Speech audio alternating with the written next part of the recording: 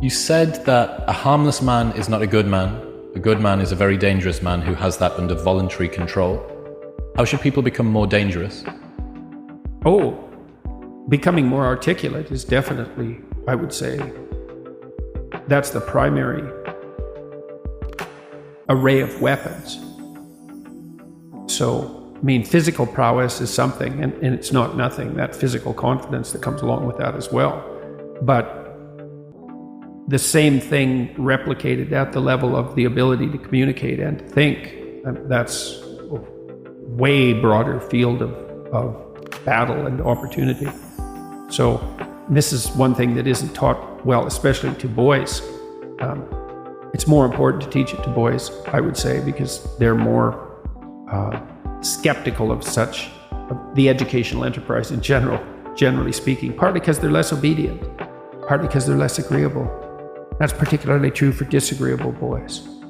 And agreeable boys get higher grades, independent of their IQ and their academic achievement, because they're easier to deal with. So, what do you tell disagreeable boys? There's nothing that makes you more formidable than verbal competence, than being able to articulate, be able to think, to marshal your arguments, right? It's a battlefield metaphor. Get everything in order. Get all your information straight, to marshal your forces. And so, I mean, that's part of the reason that rap artists are so popular, especially among disaffected young men, black and white alike, because they're unbelievably articulate. Like, they have this incredible verbal prowess. It's unbelievably attractive, and it's associated with genuine artistic and redemptive activity, often focusing on something that's approximately the voice of the underclass, let's say, but a powerful voice, right? And it's interesting to see how many young white guys identify with that.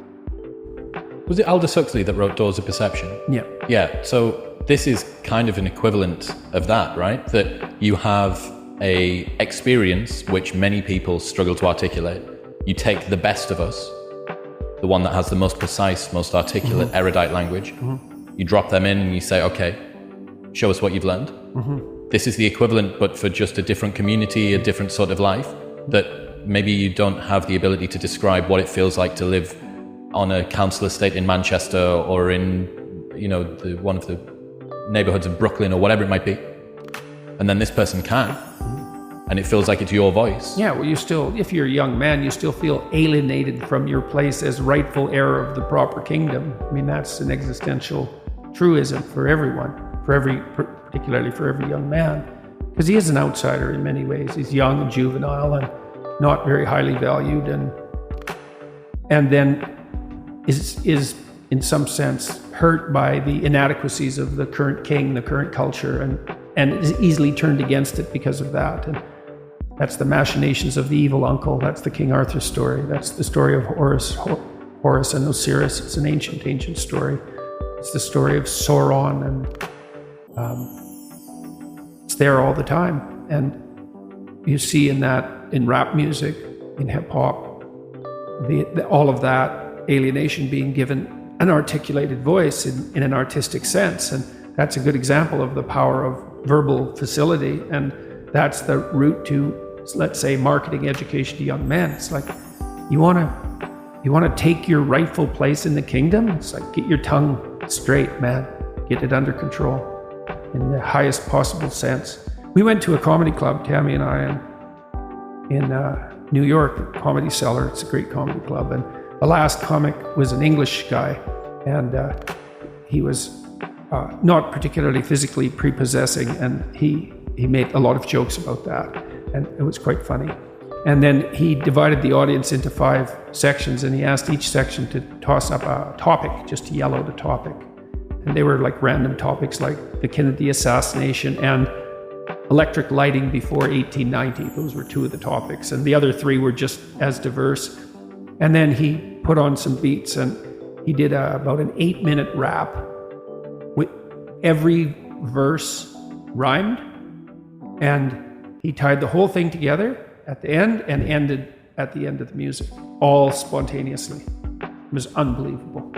And that's logos, man. That's the redemptive power of the logos right there. The magic word, the sacred word, it's just manifesting itself on stage. There's something very impressive. Something about that does feel dangerous as well. Not in a, I need to be concerned and this should be contaminated and walled off, but in a way that you think that person has so much competence that it's flowing out of them. And you almost feel competent by being around them. So but you certainly feel competent by appreciating it.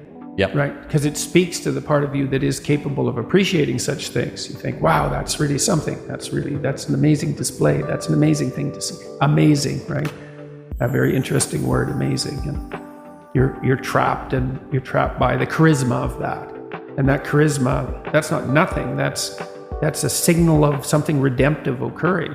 That accounts for virtually all of the attraction of hip hop and rap. It's the articulated voice of the struggling but worthy underclass. I suppose that's a good way of putting it. But those who are alienated from their rightful place. And so that verbal prowess is one of the ways they struggle up towards the light. And that's a good example of that, of having that danger under control, because it's a dark genre in many ways, right? There's a real undercurrent and air of violence that surrounds that and its culture, like the punk movement in the UK back in the late 70s. Same sort of thing. But that capacity to express that in a poetic manner, in a compelling manner. Johnny Rotten was great at that. He was so intense. He worked with PIL afterwards, Public Image Limited. Is that it? Public Image? I think so. He has a song called Rise, which I used to show my clients all the time when I was starting assertiveness training with them. I'd put on Johnny Rotten's Rise, and the line in there is anger is an energy, and he's got these unbelievably intense eyes. Anger is an energy. You bet. And John Lydon, man, he could channel that like almost no one I've ever seen. He'd get that anger built up inside him, and then it was completely under control, and he expressed it in his music, and he's absolutely captivating, unbelievably charismatic. And I really liked his music, that raw anger in the music. But it was in the bloody music, wasn't it? It wasn't some random riot, you know. He transmuted that into something, you know. You can argue about the poetic merits of punk rock, although I don't think you should. I mean, I Did It My Way, Sid Vicious's version of I Did It My Way. My God, that's a work of genius. That it's so brilliantly satirical. What someone's doing is they're refining it, they're distilling it down, and then they're directing it. So I went to a powerlifting competition a couple of years ago. There was this one guy there lifting. He holds a bunch of records in the squat. And he's a normal working class guy from a normal working class town on the outskirts of Newcastle. And watching that man warm up is something else. He's got a sacred playlist. He never listens to the songs apart from when he's about to step on to the lifting platform. He's got these headphones on and he's just walking up and down in the same way that you'd see a bull ready to go out, ready to go and chase something. And he steps out on stage and the hairs stand up on the back of your neck. You're watching this guy channel rage, fury. That's the god of war. That's Mars. Yeah, he's in touch with that. Unbelievable. And words, man. You go to war with words. And you think that's what young men should be taught. There we go.